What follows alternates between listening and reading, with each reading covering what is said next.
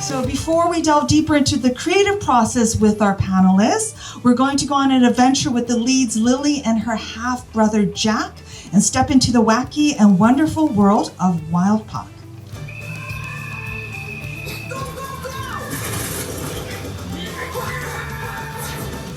Years with no success. But you've never had me! 아주머님들 안녕하십니까? 인터뷰는 내려볼까요? What's a backup career? Hi everyone, I'm Sana Hong, and I'm an executive producer on the show. I'm Kyle Marshall, co-creator and executive producer. Paul and I, we developed the show, produced it, I guess like oversaw the whole production of it. I'm Genevieve Mier. I'm the story editor and head writer of the show. My name is Bert Yoon. I am the supervising director of this show. My name is Jisoo Kim. I'm the art director on the show. Hi, I'm Nikki Castillo. I voice Lil on Wylde Pak. Hi, my name's Ji Young-han and I play Min, Lily's mom, Minju Pak.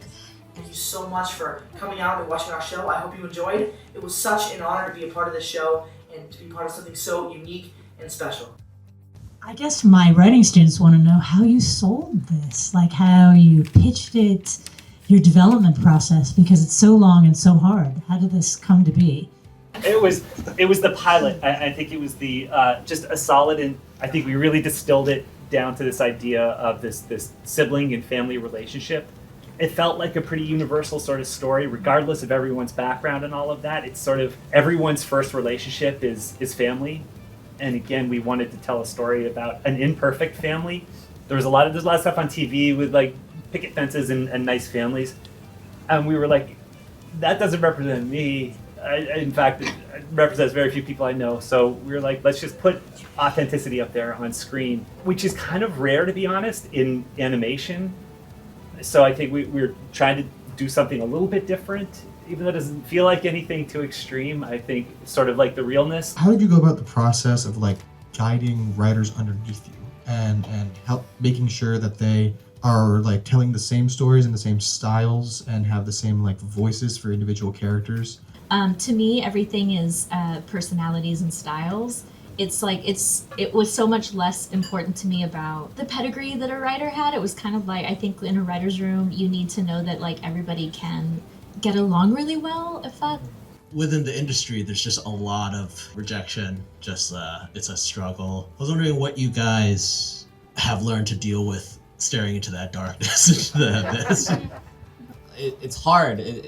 It's always gonna feel personal to you because it's a personal project, and the rejections are always gonna feel personal. But I think you gotta have that mindset where thinking that you're the best and they just don't understand you, and you just keep going until they finally understand you, and just learn how to like master the art of gaslighting and trying to persuade people. That really is like the most important thing in pitching. And you really need to position it. Everything can be positioned, yeah? To highlight what you have that is really understandable. Mm-hmm. What piece of advice you wish, or like tool that you learned through that process and through being more developed in voice acting now, that you wish you kind of knew earlier on in that? It is pretty difficult, especially since we don't usually get to see what our characters are going to look like when we're doing that, but I think part of it is also we're building that at the same time. What's so wonderful about Wylde Pak, one, this is maybe the first project I've worked on that's actually my voice. I think the other things I've worked on have been variations of my voice. So what's really wonderful about this process was sometimes I'll do a line and Kyle's a real stickler on me.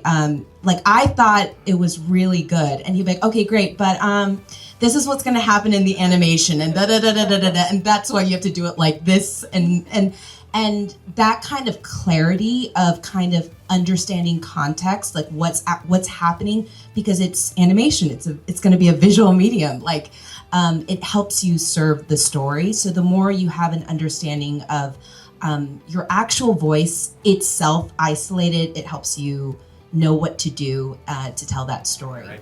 So I guess I'm kind of curious how you all have fostered from every step of the way, and whoever wants to answer, but sort of fostering this protection of the crew of like wanting to still tell this authenticity and this story, from the acting to the storyboards to the art to the ducks and everything. We wanted this to feel as natural as possible. At the end of the day, it's a story about a family. The actor that played Halmini in this, she was on a Canadian show called Kim's Convenience. Not once are they standing there, it's like, look at me, we are a Korean family. It was just about a family, and it felt so accessible and relatable. For myself, we are not standing on a soapbox to point anyone out or make any sort of grand gestures. We want this to feel like a really lived experience. With the Korean aspect of this show, we had people from Korea, we had Korean Americans, we had half Koreans, we had many biracial people on the show, we had people who had half siblings, we had parents, we had, you name it, like people who live with their grandparents, like anything that could give like a perspective to this show. It added like little stories, little anecdotes, all of those things. And it's like, I've thought a lot about this since we talk about AI and all of these things coming out. And I think that one thing that I can say that hopefully could give you some comfort is that authenticity really is your own lived experiences, all of the stories that you want to tell. No algorithm could ever replicate that. You have that going forward and you can always lean on that. And so